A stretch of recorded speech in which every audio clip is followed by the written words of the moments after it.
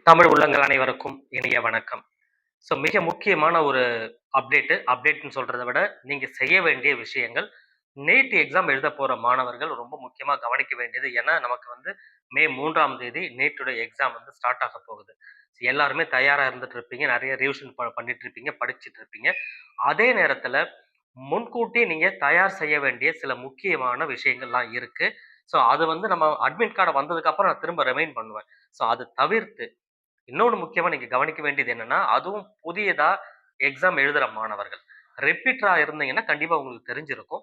புதுசா நீங்க இப்ப தான் எழுதப் போறீங்கன்னா, இப்ப சொல்லப் போற விஷயங்கள அ கண்டிப்பா நீங்க கடைபிடிக்கணும். எல்லாமே ஃபாலோ பண்ணணும்.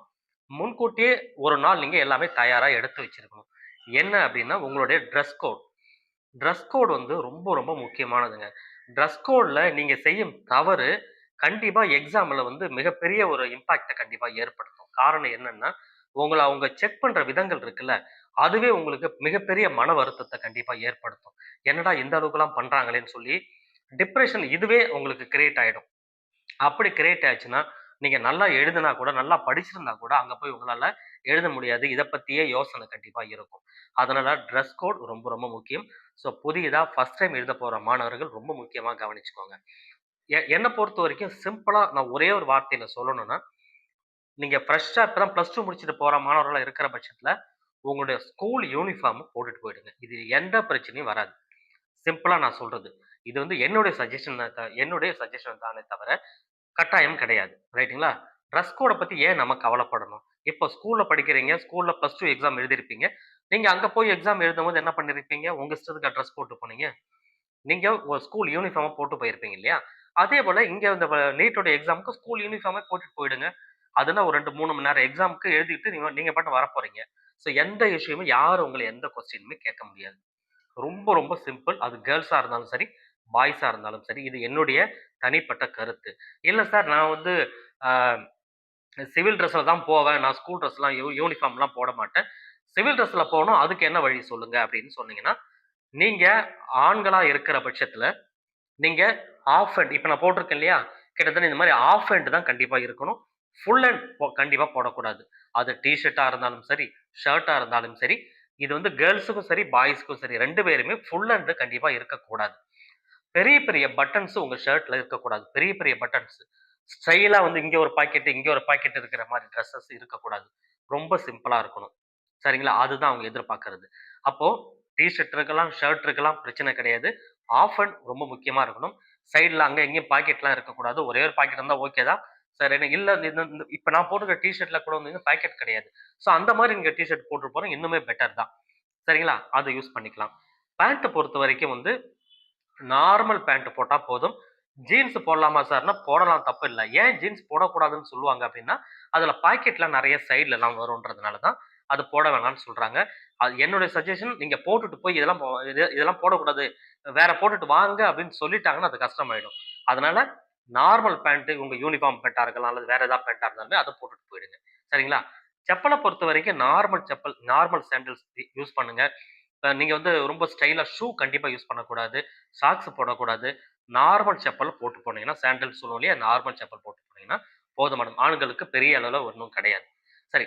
பெண்கள் அப்படின்னு சொல்லி வரும்பொழுது, பெண்கள் வந்து பார்த்தீங்கன்னா, அவங்க தான் டிரெஸ் கோட் வந்து பார்த்தீங்கன்னா, விதவிதமா நெறைய டிரெஸ் கோட்லாம் இருக்கும். அந்த மாரி எதுவுமே நீங்க வந்து ஃபங்ஷனுக்கு போகல. நீங்க வந்து ஒரு ஃபங்ஷன் போல ஒரு எக்ஸாம் ஹாலுக்கு போறீங்க அப்படின்றதுனால, ரொம்ப ஆடம்பரமா இருக்கிற ஆடைகள தவிர்த்திடணும். நார்மலா இருக்கிற ஷர்ட் அண்ட் பேண்ட் போட்டுட்டு போங்க. சுடிதார்ஸ் போடலாம் தப்பில்ல. லெகின்ஸ் போடலாம் தப்பில்ல. நார்மல் பேண்டா இருக்கணும். அது வந்து பெரிய பெரிய டிசைன்லாம் வச்சுலாம் இருக்கக்கூடாது. எப்படி நான் ஆண்களுக்கு சொன்னனோ, அதே போல தான். நீங்க வந்து மேல டாப்ஸ் போடுறீங்கன்னு சொன்னா, அந்த டாப்ஸுமே வந்து அ அதுல பெரிய பெரிய பூ வேலைப்பாடுகள்லாம் அதிகமா இருக்கிற மாதிரியோ, அந்த மாரிலாம் எதுவுமே இருக்கக்கூடாது. நார்மல் பேண்ட் கண்டிப்பா இருந்தா நார்மல் ஷர்ட் அண்ட் பேண்ட் இருந்தா போதும்.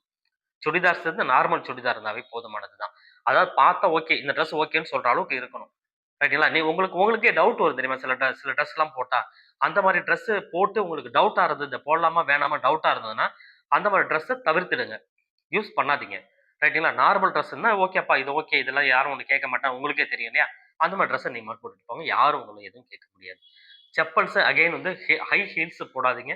பெரிய பெரிய ஹீல்ஸ் வச்சிருக்க கூடாது. ஷூஸ் போடக்கூடாது. சாக்ஸ் போடக்கூடாது. ரைட்டுங்களா? 2வது நார்மல் சாண்டல்ஸ், செப்பல்ஸ் நீங்க போட்டுட்டு போனா போதுமானது. இதெல்லாம் வந்து ட்ரெஸ் கோட்ஸ் அப்படின்னு பார்க்கும்பொழுது.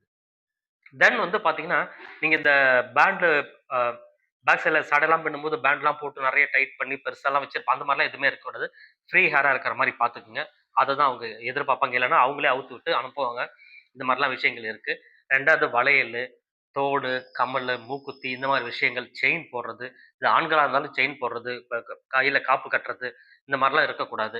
ரைட்டுங்களா? அது கேர்ல்ஸா இருந்தாலும் சரி, பாய்ஸா இருந்தாலும் சரி, பிரேஸ்லெட் போடுறது, இந்த மாரி மோதிரம் போடுறது, வாட்ச் கட்டுறது, எதுவுமே இருக்கக்கூடாது.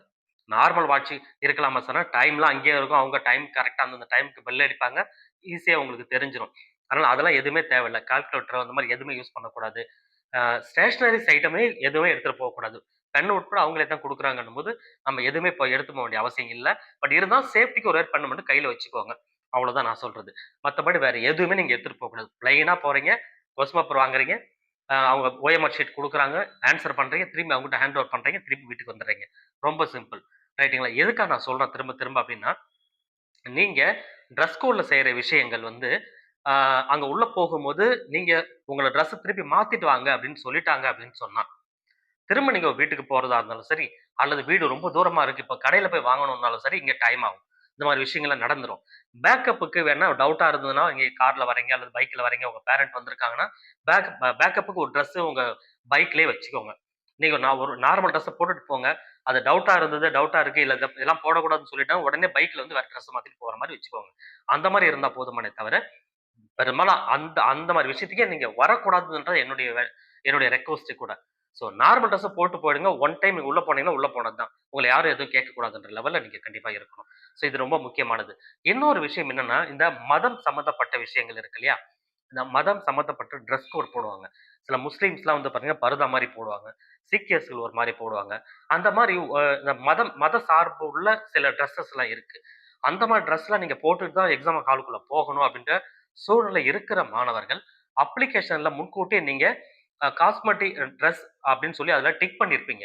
அந்த மாரி டிக் பண்ணி இருந்தா மட்டும் தான் அலோ பண்ணுவாங்க. இல்லன்னா கிடையாது. அப்படி இருக்கிற மாணவர்கள் வந்து 12:30 மணிக்கெல்லாம் உள்ள போகணும். நீங்க வந்து 1:30 மணிக்கு கேட்ட சாத்திருவாங்க. நீங்க என்ன பண்ணணும் 12:30 மணிக்கு 1 ஹவர் பிஃபோரா உள்ள போகணும். ஏன்னா, நீங்க எல்லாம் அப்ளிகேஷன கரெக்ட்டா ஃபில் அப் பண்ணியிருப்பீங்களா? உங்க டிரெஸ்லாம் அதுதானா? அப்படின்றத அவங்கலாம் செக் பண்ணுவாங்க. அதுக்கு டைம் எடுத்துக்கும். அதனால மத ரீதியா நீங்க ஒரு டிரெஸ் யூஸ் பண்ற மாணவர்களா இருந்தீங்கன்னா, 1 ஹவர் முன்னாடி எக்ஸாம் ஹாலுக்கு போகணும். 12:30 மணிக்கெல்லாம் போற மாரி பார்த்துக்கணும். ஸோ இதுதான் இன்ஃபர்மேஷன். ஸோ ரொம்ப முக்கியமா இது ரொம்ப நல்லா கவனிச்சுக்கோங்க.